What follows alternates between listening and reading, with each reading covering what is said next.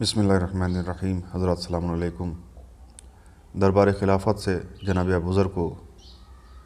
یہ حکم ملا، یہ فرمان جاری ہوا کہ مدینہ چھوڑ دیں، مدینہ میں اب نہیں رہ سکتے اور جناب ابوذر کو ربضہ جانا ہوگا۔ ربضہ ایک علاقے کا نام ہے کہ جہاں رہنا اس دور کے حساب سے بہت مشکل، لہٰذا جناب ابوذر ربضہ کی جانب چلے اور دربار خلافت سے ساتھ میں کہ بھی حکم ملا تھا کہ کوئی شخص جناب ابوذر کو الوداع کہنے نہیں جائے گا، کوئی شخص ان کو رخصت کرنے نہیں جائے گا۔ لہٰذا حکومت کے ڈر سے تمام لوگ اپنے گھروں میں بیٹھے رہے، جناب ابوذر تنہا ربضہ کی جانب نکل چکے ہیں۔ یہ خبر جناب امیر المومنین کو جب ملی ہے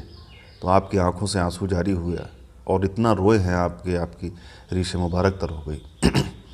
امیر المومنین علیہ السلام نے امام حسن اور امام حسین علیہ السلام کو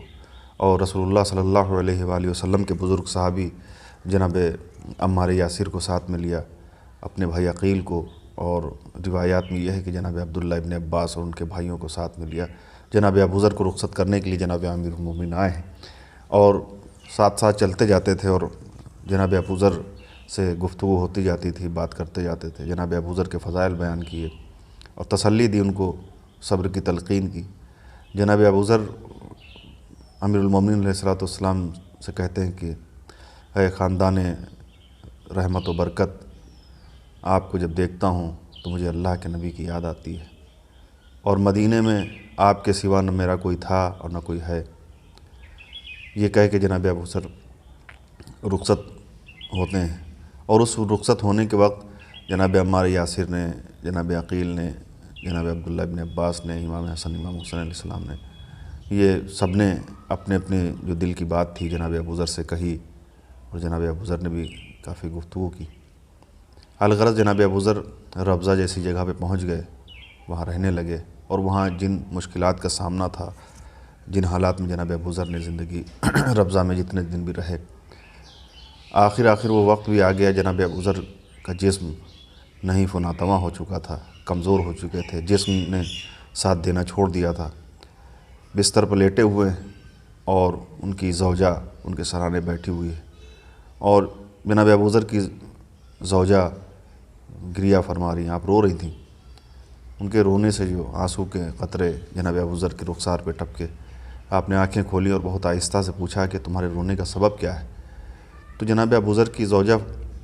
کہتی ہیں کہ میں یہ سوچ کے رو رہی ہوں کہ اس عالم مصیبت میں، اس عالم غربت میں تم مجھے چھوڑ کے جا رہے ہو اور میرے پاس اتنا کپڑا یا ایسا کوئی پارچہ بھی نہیں ہے کہ جس کا میں تمہیں کفن دے سکوں۔ جناب ابوذر کہتے ہیں کہ اس کی فکر تم نہ کرو، اللہ کے حبیب نے مجھ سے کہا تھا، ایک روز میں اور میرے چند دوستوں کے ساتھ حضرت کی خدمت میں موجود تھا کہ آپ نے فرمایا کہ تم میں سے کوئی ایک ایسا بھی ہے کہ جو عالم غربت میں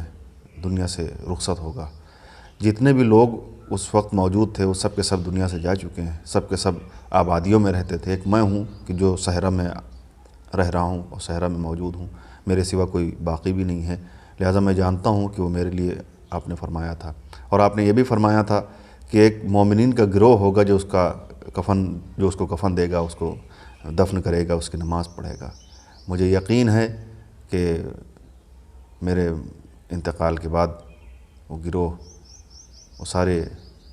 کام انجام دے گا، لہٰذا جب میری روح نکل جائے تو تم راستے پہ جا کے بیٹھ جانا اور انتظار کرنا، کچھ لمحے نہیں گزریں گے کہ تمہیں مومنین کا ایک گروہ آتا ہوا دکھائی دے گا۔ الغرض جناب ابوذر دنیا سے رخصت ہوئے۔ جناب ابوذر کی زوجہ، جیسا کہ جناب ابوذر نے ان سے فرمایا تھا، وہ راستے پہ جا کے بیٹھ گئیں۔ تھوڑی دیر نہیں گزری تھی کہ ایک قافلہ آتا ہوا نظر آیا۔ قافلے والوں نے دیکھا کہ سر راہ کوئی بیٹھا ہوا ہے۔ اس قافلے میں عبداللہ ابن مسعود، حجر ابن عدی، مالک اشتر جیسے لوگ شامل تھے۔ آپ جب قریب آئے تو عبداللہ ابن مسعود نے دیکھا کہ کوئی عورت جو بیٹھی ہوئی سر راہ، آپ قریب گئے، آپ نے پوچھا تو انہوں نے کہا کہ میں صحابی رسول ابوذر غفاری کی بیوہ ہوں، ابوذر نے انتقال کیا ہے۔ آپ کی آنکھوں سے آنسو جاری ہو گئے۔ آپ لوگ پہنچے، جناب ابوذر کو کفن دیا اور ان کو دفن کیا، نماز جنازہ پڑھی اور قبر پہ کھڑے ہو کے عبداللہ ابن مسعود کہتے ہیں کہ اور اس پیشن گوئی کو یاد کرتے ہیں کہ حضرت صلی اللہ علیہ وسلم نے فرمایا تھا کہ ابو ذر تم تنہا سفر کرو گے، تنہا اس دنیا سے جاؤ گے اور تنہا قبر سے اٹھو گے۔ یہ پیشن گوئی کو عبداللہ یاد کرتے ہیں۔ اس طرح سے جناب ابو ذر کی زندگی کا یہ مختصر سا بیان ہے۔ حالانکہ واقعات تو بہت ہیں اور بیان کرنے کے لیے بہت کچھ ہے، لیکن بہت وقت کی درکار ہے، لہٰذا مختصر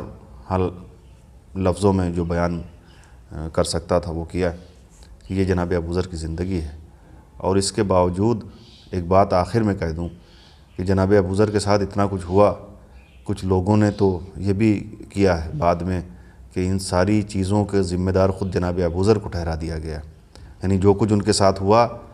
وہ سب جناب ابو ذر کی غلطی بتانے کی کوشش کی گئی اور کی جا رہی ہے۔ لہٰذا ہم سب کو معلوم ہونا چاہیے کہ جناب ابو ذر کیسے صحابی تھے اور کتنی محبت اللہ کے نبی اور ان کے خانوادے سے کرتے تھے، اور کتنی وفاداری انہوں نے کی ہے، اور کس طرح سے اپنے دین اور ایمان پر آخر تک قائم رہے۔